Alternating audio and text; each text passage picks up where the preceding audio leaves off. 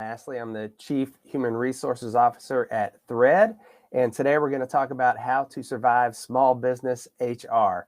Challenges of small business are a little different than if you have a large business with a team of experts helping you out with every little thing, and we realize that those challenges are different for small businesses, and at Thread we focus on building high culture, high performance businesses, and specifically we love to help small and growing businesses.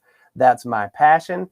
And so this is something I'm really excited to talk about because we don't necessarily have access to all of the resources that really big companies have. And so I want this to be as helpful and as practical for you as always.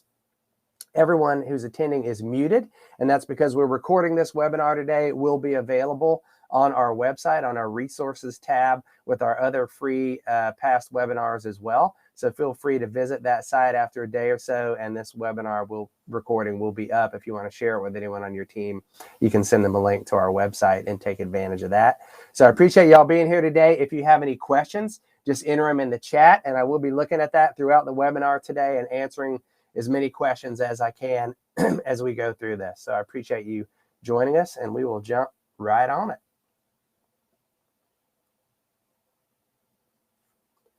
So why are there challenges to being small business HR? What is the difference here? Well, one is some of these stats here are from a great article on the SHRM website I saw, and it's 54% of small businesses tend to handle employee matters themselves, meaning they're not necessarily bringing in an attorney or an HR consultant. They're just trying to wing it on their own. A lot of times that does not end well because it's very hard to know all of the ins and outs of employment law, state laws, what applies, what doesn't apply, court precedents that have been set, and all the other things that can play into creating liability for a small business. And then typically in businesses under 50 employees, 70% of those small businesses continue to add to the workload. Now, HR folks tend to be go-getters, smart people, people who take charge and get things done. And because of that, they tend to get a lot piled on their plate. And it's not all totally related to HR. So that contributes to some of the challenges. Most HR people at some point were volunteered, that's quotes, volunteered to be HR, meaning one day somebody said, by the way, you're in charge of HR, figure it out, don't get us in trouble. And many experienced HR people have that same story, myself included. I was selling windows for a lumber company when somebody came up to me and said, you should be in HR, and that's what happened. So it wasn't something I ever planned on, but I've been doing it for about 25 years, and it ended up being something that I really enjoy doing and helping other companies do well. Small business have minimal resources. You just don't have the funds, and you don't have the people typically to do everything you wish you could do. You're always having to be creative and come up with ways to accomplish the goals that you'd like to accomplish. It's hard to call the attorney every time something happens. When they're charging $500 an hour, that can get really expensive, and a lot of small businesses will hesitate to do that. So I'm going to give you some options today, things to think about. Another thing I hear a lot from HR folks in smaller businesses is that it feels like on an island. It feels pretty lonely. They don't really have peers to reach out to or connect with. And sometimes they wish they had someone they could bounce ideas off of, or strategies or plans, and have other people in the company who understood what they're doing. Sometimes HR people feel like Amway salespeople, where other employees and executives will avoid eye contact because they don't want to get sucked into HR people problems. A lot of what HR does is deal with problems, and we got to be really good problem solvers. Another challenge is that you might not have access to the resources or even have the time because you're so piled up. Typically, smaller business, sometimes it's the office manager, practice manager, the CFO, the owner who's handling HR. Sometimes it's a person who's new to HR, and it's only one of the things that they're doing in addition to accounts payable, marketing, and everything else. So it can be really hard to have access and have the time to get the information you need. And we'll talk about some options right there with that as well.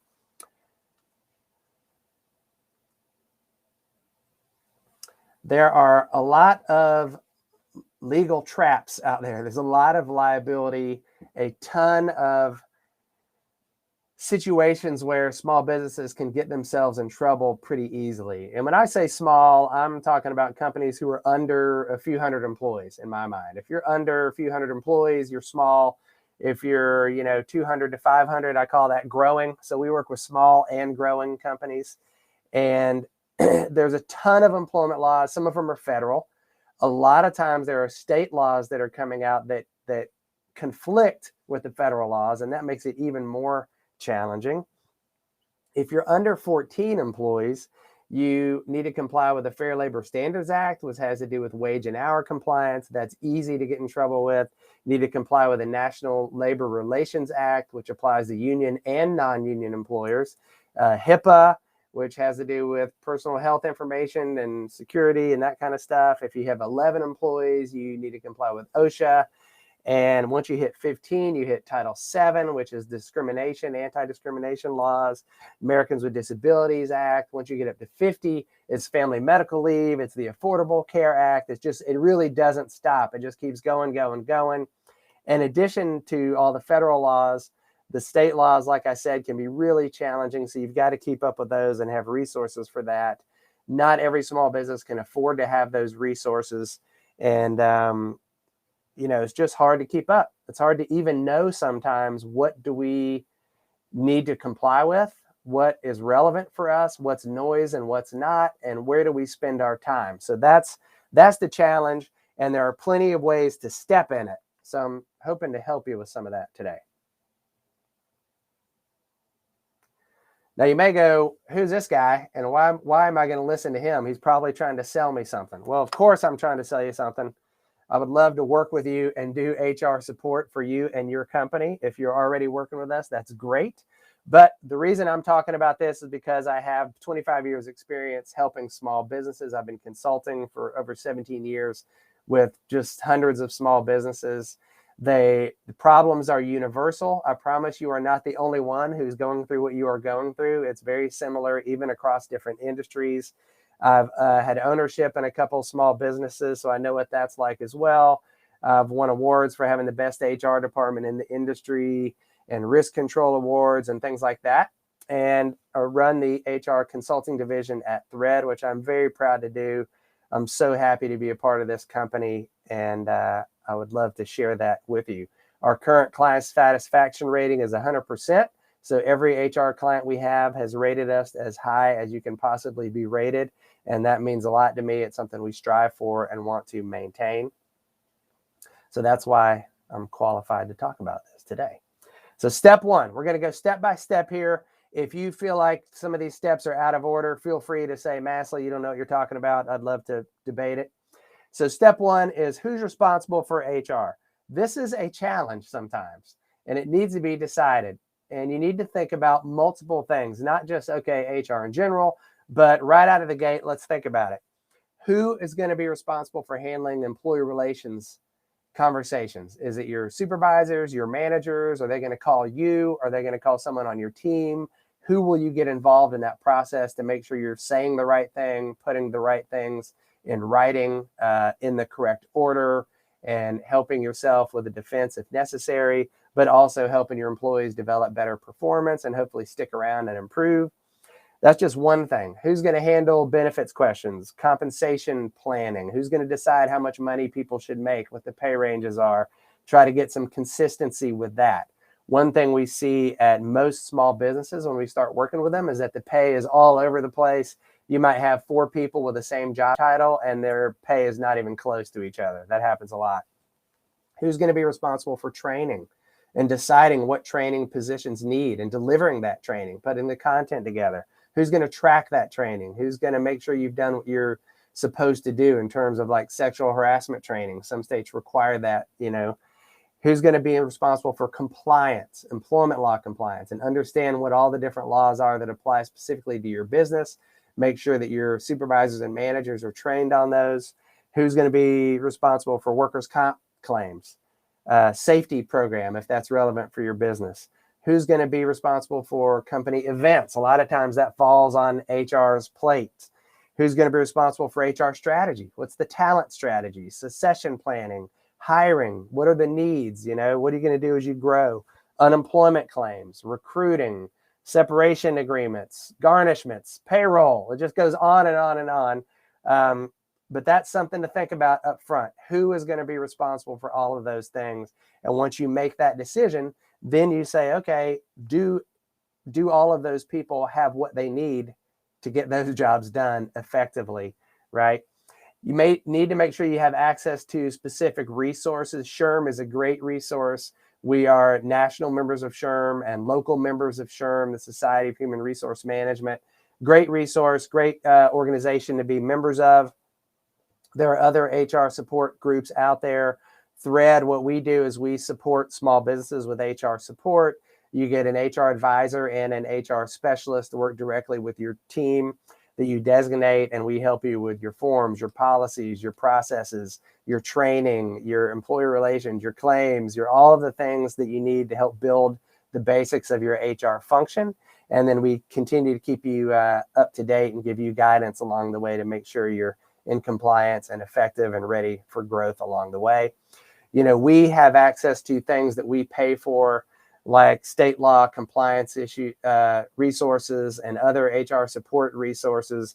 Spend tens of thousands of dollars a year so that we have quick access to answers for you. If our experienced team needs any updating or anything like that, we have access to all of that kind of stuff. So sometimes going through a company like Thread or another company like that gives you access to things you might not be able to pay for on your own. And that's one of the benefits of working with us. So step 3, once you've decided who's going to be responsible for HR, you've thought through all those different functions on there, you've lined up some resources to help you with a little guidance along the way and help you save time and be more effective. And then let's look at, okay, basic things like forms, right? We all still have forms, whether you're on paper forms or online forms. Many of our clients, when we start working with them, are still using employee files on paper, new hire paper forms and everything else. And we help them get to the point where they don't have to have all that paper. You can get rid of file cabinets, clear up your office. It's just easier for everybody to go paperless if you can. That technology is definitely available with us and other people as well, but we help you get through all of that. So I've sent a list of sample forms on here. And just think about every single one of those things on this list are important. And I'll just pull one out specifically. Job descriptions, for example. In your job descriptions, they should be current. So ask yourself, how long has it been since you've updated your job descriptions? If you don't have job descriptions at all, we highly recommend that you create them. And you can do that by having questionnaires with your supervisors and managers. There are job analysis forms, all kinds of different ways you can do that. In every specific job description, there's language that has a purpose. And a lot of people think a job description is just no big deal. It's something you sign when you're hired or maybe not. We recommend that you should. We recommend that when you send your offer letter, you also send the job description and a one-page benefit summary. That way people can help make the decision. They can sign the offer and sign that job description as well. The job description should have things like the essential functions of the job. And that specific language should be in there because when you're dealing with someone who's asking for a disability accommodation, or at any time in the hiring process or along the way, you need to be able to ask the question, can you perform the essential functions of the job with or without reasonable accommodation?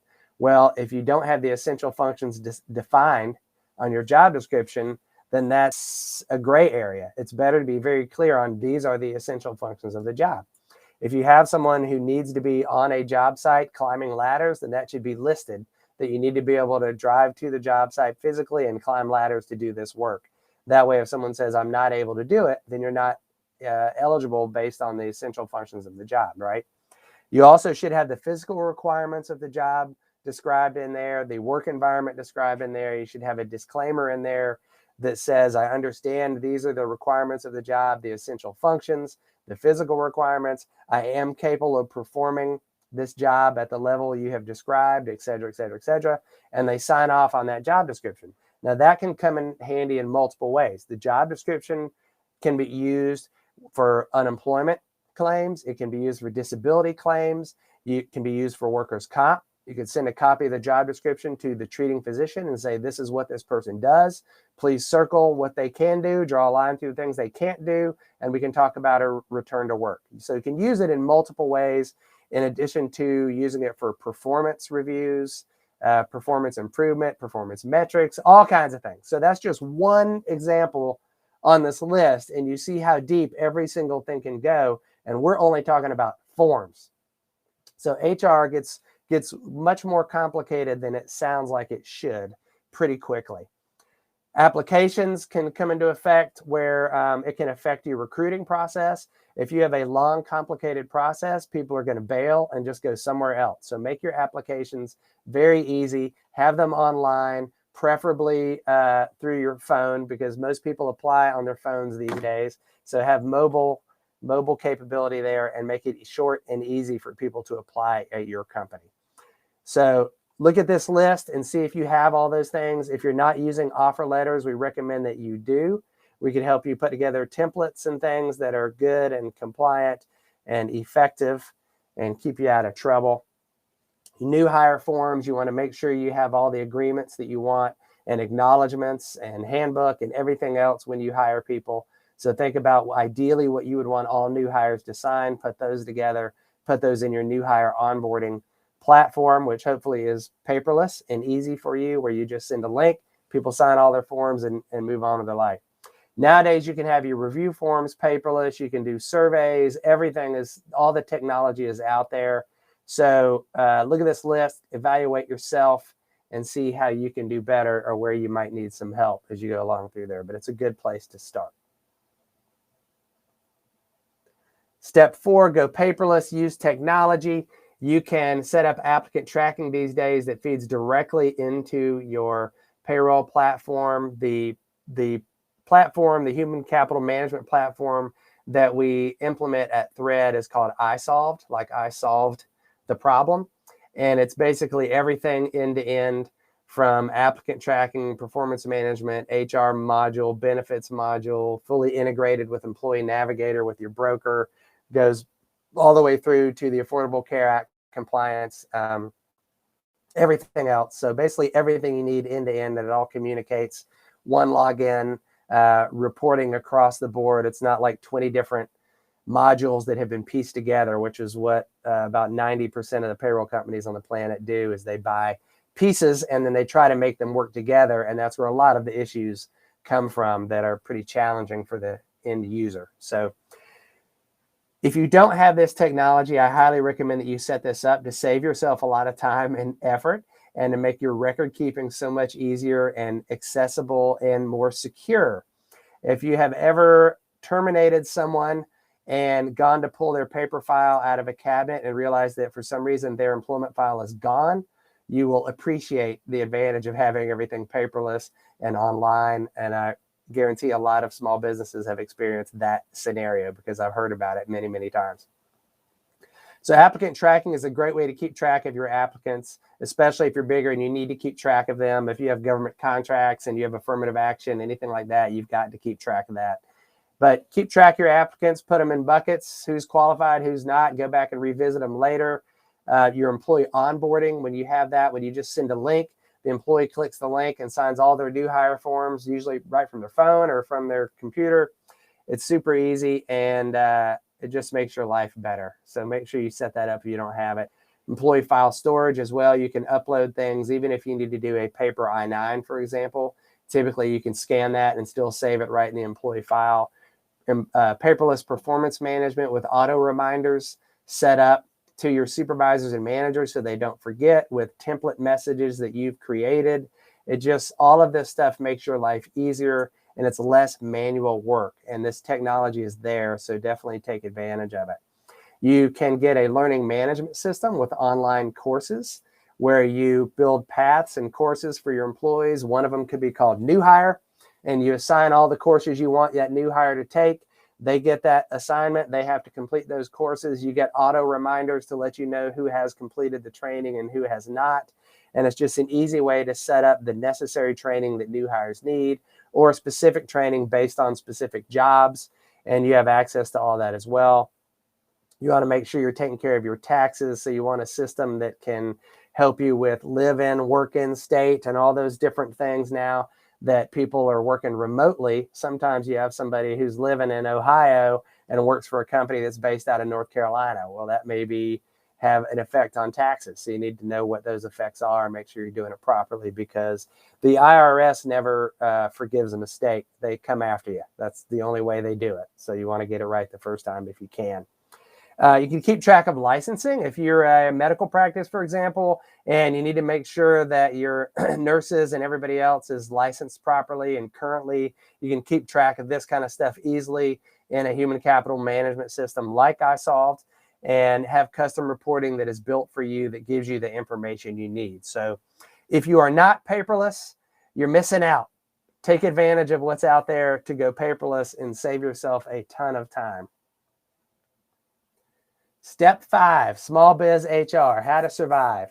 You want to do self audits or call your HR consulting team to help you with some of these audits and see where you have exposure. Now, the joy of working with a consultant like us at Thread is that we don't argue with you about what you have to do or tell you what you can and cannot do. We just recommend what you should do if you want to comply.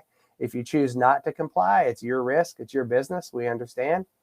And we're here to help you make an informed decision. So typical kinds of audits that you should think about performing on yourself or with someone: look at your employee files, make sure things that should not be in the files are not in there. There's typically a setup that you should follow to make sure that you have clean files. So if you ever get audited, and I have had clients have I-9 audits unannounced multiple times. Auditors from the Department of Labor or whatever almost always say, we sent a letter letting you know we were coming.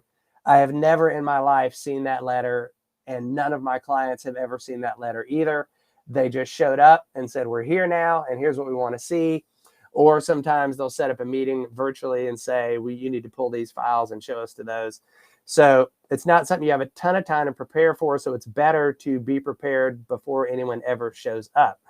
Now, I-9 audit specifically, sometimes they'll give you a couple days before you have to produce the I-9s, and that's helpful. But we can audit all of your I-9s. Typical fine for an I-9 might be $1,000 per I-9 mistake. So we did an audit for a client not too long ago and corrected about 70 I-9s, completed them and corrected them and refiled them. And so, that eliminates about $70,000 in potential liability, just spending a couple of days cleaning up the I-9s and make sure they're current and complete and everything else. A lot of times with I-9s, I see the expired form is used. You just didn't bother to look at the date. There's missing information. The documentation is incorrect or is entered in the wrong columns and lines and things like that. So it's pretty tedious, but that's just an example of one kind of audit we would do.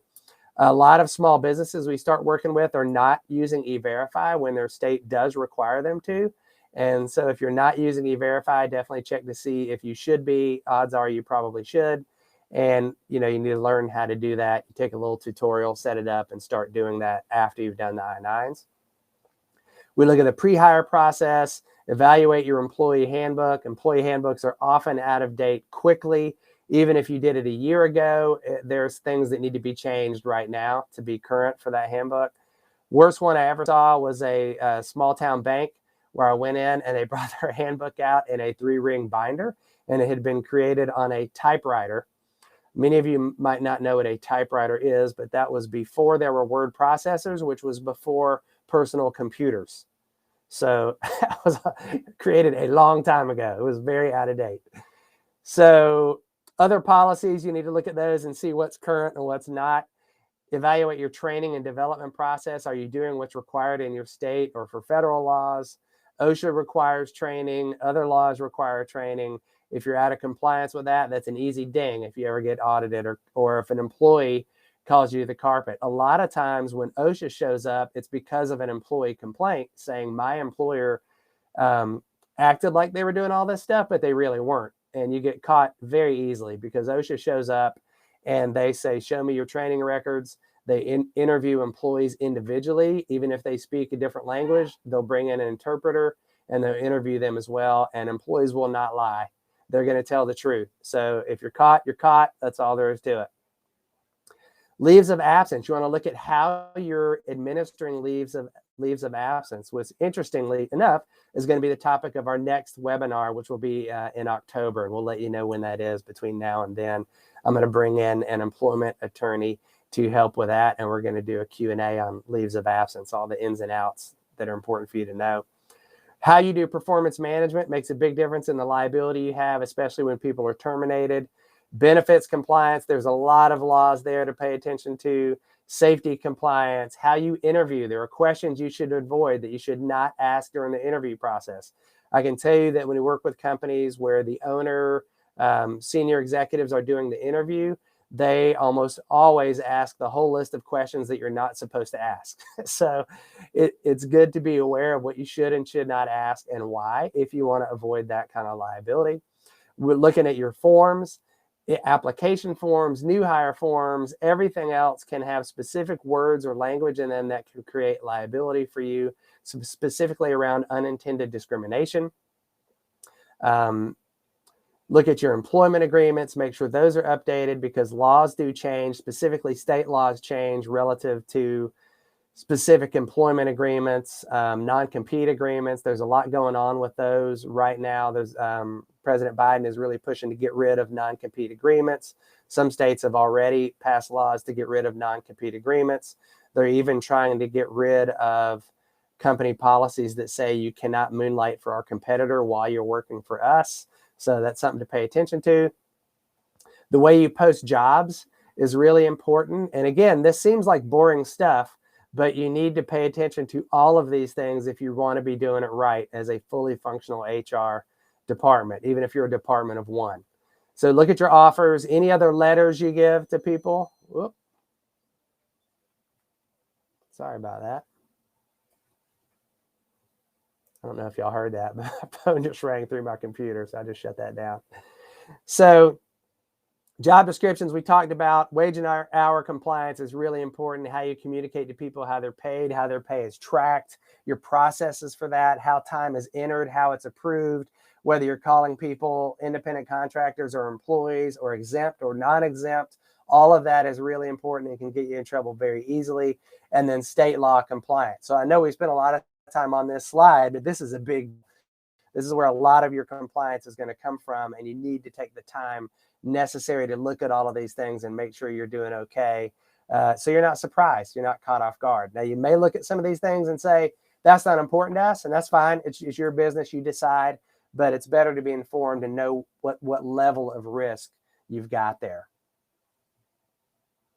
One of the things we do with all of our clients right out of the gate is look at the states where they operate and then give them state law charts so that they know that what is the final pay rule in all of the states we're in. What are the drug testing rules in all of the states we're in? What do we pay for jury duty in all of the states we're in? All those little things that you might not think about, you've got to know what the differences are for every state. So that's something to be aware of. Now let's talk about the handbook for a second. I hope everybody's still with me. I know I'm talking a lot. Update the handbook is really important. There is no law that says you have to have a handbook at all. It's just the easiest way to communicate the content that you need to communicate to your employees. It's a great way to help your supervisors. If you think about the gray area questions that your supervisors and managers are struggling with, the comments and conversations that they're having to have on a regular basis that are not clear, you can eliminate a lot of that for them by clarifying a policy, putting it in the handbook, having everybody read the handbook, which nobody does read it, by the way. I had a client one time who created a policy in their handbook that said, if we terminate you and fail to give you 2 weeks advance notice of your termination, we will pay you 2 weeks pay. I have no idea why they wrote that policy. I would never have recommended that policy, but they had it. They ended up laying off a couple hundred people. And out of all those couple hundred people, only one person had read that policy in the handbook and said, I want my 2 weeks pay. So that gives you an idea of how many people actually read the handbook, which is almost none. Now, the way you can get around that is once you do update your handbook, You can create a quiz around that, have everybody take the quiz. You can have a video that you put in your learning management system and have all employees watch the video, open the handbook, take the quiz on the handbook to prove that they understood it, so nobody can say I never read it and didn't understand it. You can give summaries of most important things. You can hit specific pieces of the handbook when you have your team meetings. There's all different kinds of ways to do that. But make sure your handbook is current, it's complete, it hits all of the things that are important and relevant for you. Make sure it is branded for you. It has your company personality to it. They don't all have to be the same. Make it your own. It can be whatever format you want. Just do it the way you want to do it and cover the things that are important for you. We'll help you decide what should or should not be in there. And you want to clarify policies as much as possible. Hit the state laws that are relevant for you, because they might be different for different groups of your employees, depending on where they're working and what they're doing. Typical things that companies get in trouble with is sometimes they'll have a employee appearance policy or a uniform policy that says men wear this and women wear that. That kind of thing can get you in trouble these days. It's better not to say what men should wear and what women should wear. You can go by position if you want. If you're in this position, you've got to wear a uniform and steel-toe boots, for example. Whether you're a man or a woman, it doesn't matter. Or however you identify, it doesn't matter. This is the uniform, or this is the appearance code for this position, right? That's a safe way to do it. So if you want to get into piercings and tattoos and things like that, we can talk about that as well when you're putting that together. A lot of times I'll start with a small business and they'll say, we do not allow tattoos at all. And I go, I just walked through your office. Everybody in it's got a tattoo. So you might want to think about what you're going to do. Are you going to terminate everybody in the office, or are you going to revise the policy, right? You want your policies to reflect the way you actually operate. So let the way you operate drive the policy instead of the other way around. Once you've changed the way you operate, then you can update the policy if you need to. So think about that. Include, what you're about. What does your company stand for? What's the history? Letter from the owner if you want. Tell the employees, this is what we expect of you. This is how we want you to represent us. This is who our customers are, how we do business. All that stuff's okay to put in the handbook, in addition to some of the legal stuff that's going to be in there. But get rid of the language that's going to create liability for you. So make sure you're reviewing your handbook at least once a year and updating that and having everybody sign it and make sure they understand it and you have proof of that.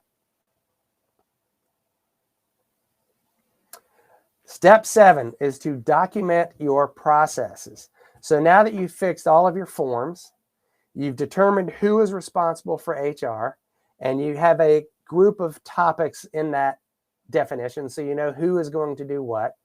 Then you've updated the forms that are involved in all of these processes, your pre-hire process, your new hire process.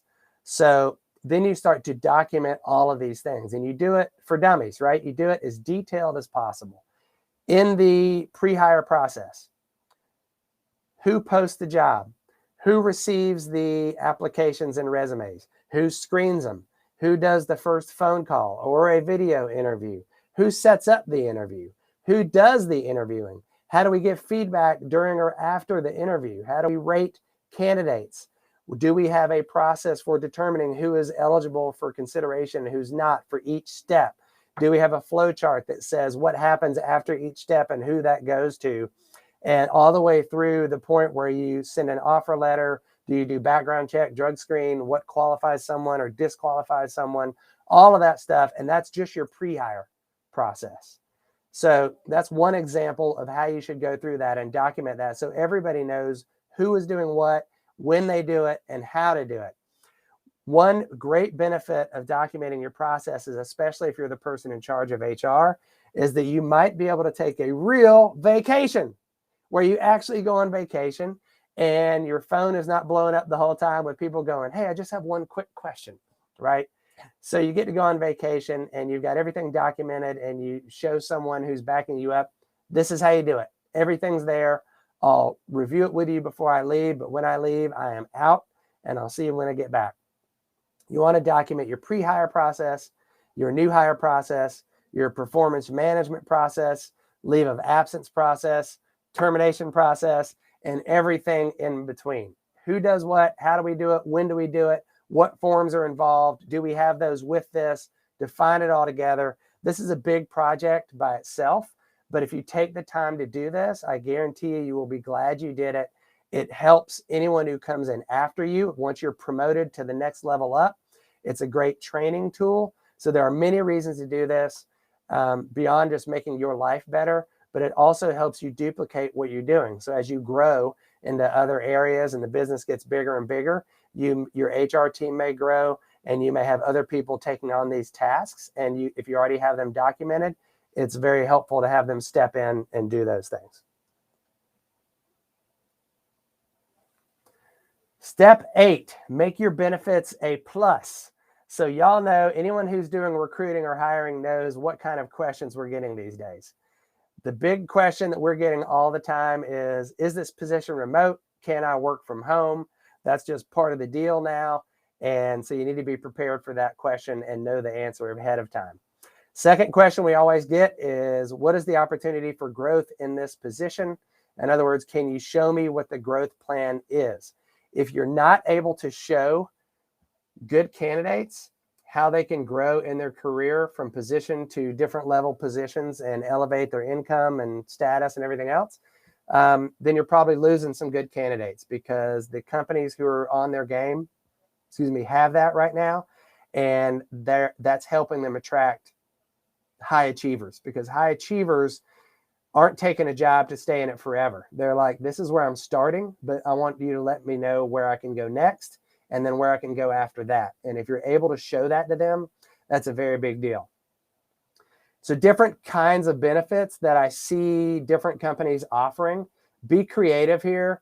You might not be able to offer all of these benefits, but just think about what you can do, what fits for you, what can help you be more attractive. Because the other question that candidates are always going to ask is, I want to see the benefits package. I want to see what it costs. I want to see what the pay is. So think about benefits. Can you offer a flexible work schedule, a 4-day work week, or part-time, or some in office, some out of office, some kind of flexibility right there? Can you do flexible PTO, where it's not a set number that you're limited to? It's a little more flexible and open-ended. Can you have floating holidays? Big thing we see that helps people attract candidates is if you change your 401k waiting period from 1 year to 6 months, or your benefit eligibility waiting period from 3 months to first month, or immediately even. The sooner people can get access to benefits, the better it is for you in terms of attracting talent. Do you have company paid short-term disability and long-term disability that you provide for your employees, or even employee paid disability? You should have one or the other. If it's company paid, it's more attractive, obviously. Life insurance is a good benefit to have. Sometimes it comes with those other policies. You can offer voluntary benefits like cancer. A lot of employees in small businesses will take advantage of that through AFLAC or other providers. I'm not an AFLAC rep. I'm just mentioning I've worked with them before, and they tend to do a pretty good job. So long-term care is another example of a voluntary benefit. Pet insurance, there's all kinds of stuff available now. Do you have an employee assistance program? A lot of small businesses already have this and don't know it. So ask your broker, do we have an employee assistance program that provides free, confidential counseling for our employees if they're going through depression, addiction issues, dealing with elderly parents, or problems with their kids, or divorce, or whatever it is? You can get confidential counseling through an employee assistance program. It's a great benefit, very inexpensive. A lot of companies have it and don't know they have it. So please ask about that. If you do have it, advertise it with your employees so they take advantage of it. Mental health is a big concern these days with people being home, dealing with the pandemic and everything else that's going on. So spread the word if you have that. Wellness programs are great to get people up, get them active. We have a lot of challenges at Thread internally, where we have step challenges and other things that we do as teams or individually, where we're all trying to compete with each other. And basically it's about getting off your butt, getting up, getting active, getting out of your chair. I'm standing up right now to do this meeting. I love it. It makes my back feel better. You can do a personal trainer. A few of our clients deal with a personal trainer who does monthly meetings with them and it's pretty sweet benefit. So as employees, you might not be able to afford having a personal trainer on your own, but if the company is providing that, you can get great guidance and check in and set individual goals that are not communicated publicly. It's a really cool thing to do for your employees. Safety awards for all kinds of stuff, performance bonuses, volunteering things. If you have a paid volunteer day, I worked with companies who paid everybody one volunteer day per year. And they say, look, it's not campaigning for a politician or something like that, but it's actually volunteering for a group that needs it. Like one time we all went and did the Special Olympics together, wore t-shirts that looked the same, and everybody got paid for that day. We did it during the week. And it's just a great way to get together as a team and do something that's meaningful and impactful in your community if that's important to your business. Vacation donation program is the kind of thing where you let employees donate their vacation or PTO time to other employees who might need it for whatever reason. You can give them company swag, hats, t-shirts, coolers, flashlights, whatever you come up with, Bluetooth, water bottles, speakers, whatever it is. Some companies will let their employees bring their dogs to work, which I love, is super cool. The building we're in will not allow that. Boo. But a lot of buildings do. And it really has a emotional effect on people in a positive way. When a dog comes walking in the office and you reach down and pet a dog, it actually relaxes you, calms your heartbeat, makes people smile, all those things, which can really help reduce stress in the office. That's something different. We have a keg with cold beer on tap in our office, which we love. Hey, that's not for everybody, but for us, it works great. I understand there's potential liability for that. And we monitor that to make sure it's not a problem, and it never has been with us. Tuition assistance, scholarship awards, there's all kinds of things you can do. And this is just the beginning of what you could put on this list. But be creative. You don't always have to spend a ton of money to offer a unique benefit. So do what fits for you, get creative, and offer a great benefits package to your employees. Okay, step 9. Train your team. This is really important, and this is something that we see a lot of small businesses miss. Typically, if I go in and talk to small businesses and say, okay, how many hours in the last 12 months have your frontline supervisors and your managers spent in training relative to employment law compliance, performance management, how to interview someone, leadership, safety, whatever it is? And the usual response is, so the answer is none. They have not been trained at all. And a lot of times business leaders think, you know what? I don't want to be the bad guy. I don't want to put my supervisors or managers in a room and make them sit through this boring training. What really happens, and I know this because I've done it 1,000 times, is gone in as the trainer. And sometimes I've even thought, you know what? I wonder if they're even looking forward to this. And then at the end, all the people in the room say, thank you so much for helping us with that. I feel better equipped to do my job. You've helped me understand things and cleared things up. And they really appreciate it because now they've been given a tool that helps them do their job better. It's like, hey, you're being held accountable to do this job, but we're not really going to ever tell you how to do it. So that's a setup for failure. Let's set people up for success by training them, not just in how to do the specific thing they do, but how to manage people. If any of you have ever had an experience with a surgeon or a doctor who had terrible bedside manner, you walk out of the hospital thinking, my goodness, why didn't anybody teach them how to talk to people? You know, that's a really important part of the job as a patient, from the patient perspective.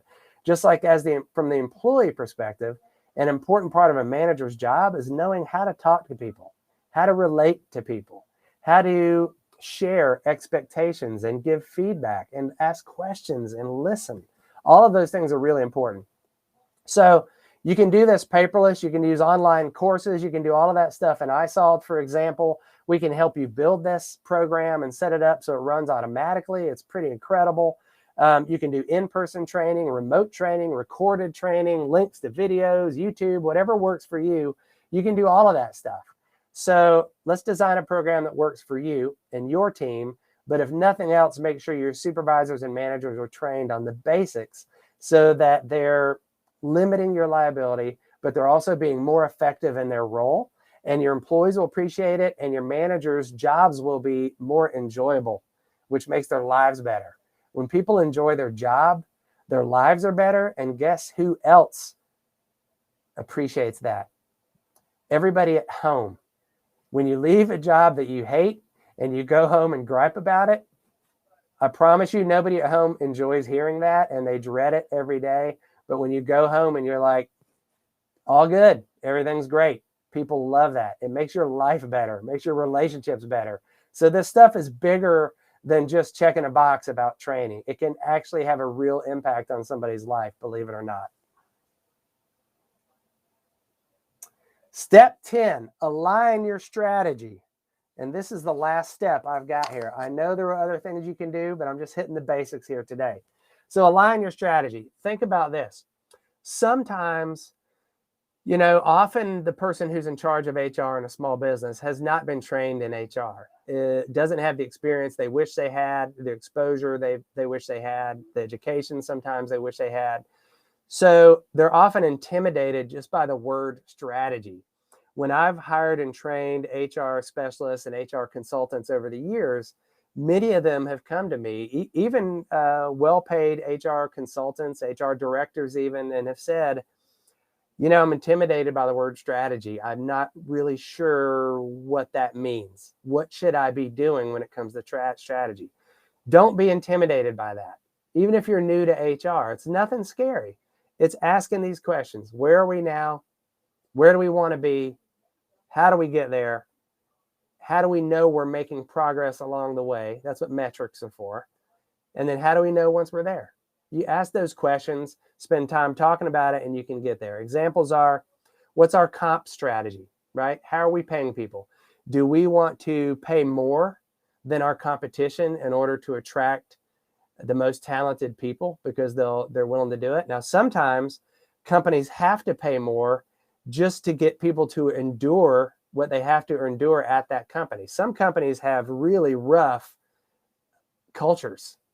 I think you've probably all experienced that at some point. And when your company has a bad culture, sometimes you have to pay more just to get people to stay and endure it. You know, I think that's sad when that's the case, but that's a reality in a lot of places. Sometimes you want to pay more. Sometimes you just want to match the competition. Sometimes you can even pay less than the competition because your culture is so great that people want to work for you, even if they're going to make a little less money. And there are plenty of companies who do that. They say, you know what, we can't afford to pay as much as the big guys, but when you work here, you're going to enjoy it. You're going to get support. You're going to get transparency from the leadership. You're not going to get yelled at and bullied and everything else. We're going to appreciate what you do. And it's an amazing feeling when you work in an environment that actually treats people right and appreciates them and lets them contribute to the success of the company. So performance metrics, you know, find things that matter. If you are managing remote employees, this might be all you see. You may have virtual meetings with your employees, but the metrics is really how you're managing performance. You don't get to see what everybody's doing anymore. So sometimes you've got to have really effective metrics in place. That's important. Talent management is important. Think about how you onboard employees. Do you have a great orientation program or onboarding program, whatever you want to call it? This is a universal thing. Every small business I have ever worked for, if I say, what do you wish you could do better? Almost always the first answer is onboarding new employees. It's a challenge for many reasons, but if you can do that better, we can help you put plans together for that, then you will rise above the competition on that thing alone because you have people who appreciate it and who will stay with your company. The way you onboard new employees can create loyalty, even in the world today where there isn't much of it, that goes a long way towards creating employee loyalty. What are your growth plans? Again, you got to have those defined. Do you project out where people can go in their career and how they can get there? That can be as simple as saying, you're an staff accountant level 1. This is what you need to know. This is the degree you need to have. This is how many experience you need to have on the job in this size company, in this industry, whatever that needs to be. And then to go to staff accountant level 2, you need to have this much experience on the job. You need to be able to do these skills. You need to know X. You just define what those things are. And then once somebody says, you know what, I have that much experience, I know how to do those things, and I have mastered those skills, now I'm eligible for that next level. You've already defined in your pay range what that next level pay is, and then you see where they fall currently and are they eligible for a bump, and that's how you do it. So it's not hard. It just takes a lot of time and focus. And I understand that time is the one thing that a lot of people don't have. It is a very limited resource. And that's one of the biggest ways that we help our clients is by saving them time and giving them the resources and the guidance and stuff they need so that they can keep focusing on what's most important while we're churning behind the scenes and building them up as much as we can. So think about employee engagement. Do you do a stay interview instead of doing an exit interview? Wouldn't it be great if you could do interviews with all your current active employees and say, why do you stay here? What do you like? What keeps you here? If you wanted us to stop doing something today, what would that be? If you want us to start doing something today, what would that be, right? What would you change? A question I like to ask is, what should I know that I don't seem to know? It's a great question to ask. But learn all of this before people leave, and hopefully they won't leave. That's the idea of that. All right, getting down to the last slide here, content-wise, is we've talked about a lot of the basics. We've gone through 10 specific steps you can take, even though each step has a lot to it. I think every one of those slides could be a whole webinar by itself easily. But those are some of the basics. I just wanted to give you a framework of what you should be thinking about when you're thinking about setting up the HR function and developing that. So how do you even go a level higher? Let's say you've got all those basics in place. How do you then make it even better? I am a maximizer. I want to make everything better all the time. It's never done. It's never as good as it can be. That's the way I think. So how do you gain competitive advantage through HR, which is possible? Make your candidate experience stellar. That means a simple, easy process. Don't post a job description for your job ad. Post something that talks about your benefits, your culture, what you do in the community, what you stand for, what you're about. You know, draw people in who want to be a part of what you stand for, not just doing the tasks that are required of this job. They probably already know what the job is. So a list of duties is pretty meaningless these days in terms of a job ad. So look at your job ads, Google, creative job ads, and you'll get excited about it once you start reading what's out there and what's possible. Have a quick, easy process, paperless process. Let people upload their resumes easily, apply easily, have videos that you can look at, screen people out who don't apply, put questions in there that says, do you have this? If no, boom, you're out. Save yourself some time. Make sure people know exactly what they're getting into. Give them a realistic picture of what the job is like. Sometimes that's a peer interview, lunch. Sometimes it's walking around the site going, this is what it looks like, feels like, smells like, all that kind of stuff. Sometimes people say, hey, we've had people show up and walk off the job on day one because they didn't realize how dusty and dirty it was here in the manufacturing plant. Well, have people come in and go, this is what it looks like. That's where you would be standing. That's what you would be doing, right? Give them a realistic picture. Make sure that you know what the growth opportunities are and you have clear pay ranges. A trend now is a lot more transparency with pay ranges. Some companies are even posting, this is what we pay for all our positions. They're just putting it out there. With Glassdoor these days, you need to visit that and see what the reviews are on your company, because candidates are not just rating what it is like to work there, but they will rate your recruiting process, what it was like to interview with you. So you got to be on your game with all that stuff. The onboarding process, like I said, is a really big deal. If you can do that well, then you're ahead of almost everybody else, because most companies do not do this very well. They don't have a structure. The new employees show up and they're not prepared for them. They don't have time for them. And it makes the employee feel like you didn't really have a place for me. Whereas if an employee shows up and says, wow, I am really plugged into something here. They were ready for me. They're excited about me. We've had employees show up at Thread. We play their favorite song. We have it blasting out. We're dancing. We got a smoke machine. We got lasers going. We got high-fiving. We got all kinds of stuff. We're trying to make them feel like we're really excited about them being here. And so far, people like that. So think about what you're doing there. How can you make it fun? How can you make it relevant? How can you be prepared, have structure there, make sure it's meaningful, and you're really setting people up for success with your onboarding program, and you're letting them understand what you're really about and what you expect. That's important. I've had people say, you know what, I've never worked at a company where I met the owner before or the president before because they've worked at bigger companies. And if you're a company, that's an advantage you have. They can sit down with the owner of a company, have lunch, have coffee, breakfast, whatever it is, get to know each other, ask questions. You know, that's something they might not be able to do in bigger companies. So take advantage of that. The employee experience is big as well. So how do you make that better? Make sure the employees have very clear expectations. That can be through job descriptions, through conversations, through meetings, through training, all of that kind of stuff. They understand what your values are. Understand what your pay and benefits are going to be. Make those as best as they can be for your experience. Create those growth opportunities. You've heard that word many times in this last hour. That's intentional. And make sure that you have transparent communication. I've worked with companies where the owners are afraid to share with employees how it works, how they make money. That is crazy to me. I think employees want to know, how do you make money? How does it work? What happens when a dollar comes in? You know, how is it spent? How profitable are we?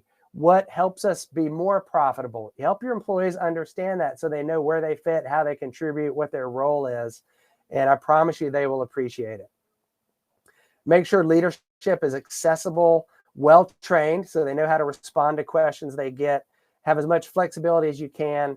Always ask questions before you accuse, because you might not know all the details before you jump into a situation. Expect input and appreciate it, even if it's not always what you want to hear. Sometimes you need to hear it. That's just all there is to it.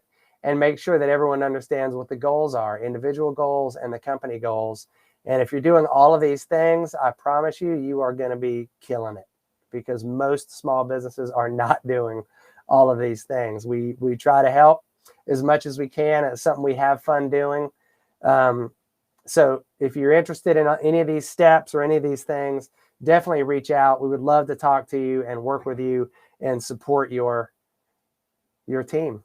Help you have a great small business HR function.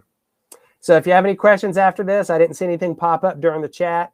I appreciate everyone jumping on. The recording for this webinar will be available on our website, which is threadhcm.com. And you go to the resources tab and you will see our free webinars along with all of the resources that we offer. So my email is smastley@threadhcm.com if you have any questions or want to follow up. My cell is 404-425-4154. That's 404-425-4154. And I look forward to talking to you. Have a great day.